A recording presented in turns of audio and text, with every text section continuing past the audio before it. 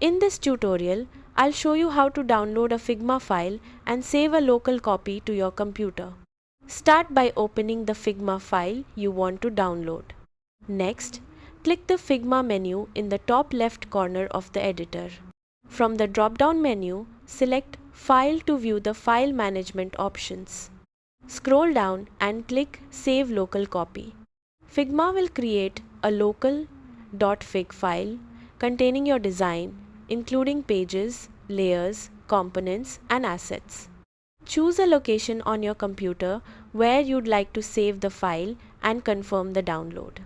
Once the download is complete, you'll have a local backup of your Figma project that can be stored, shared, or imported into another Figma account later.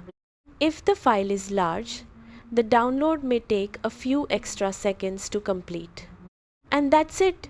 You've successfully downloaded a Figma file and saved a local copy to your computer. Thanks for watching, and I'll see you in the next tutorial.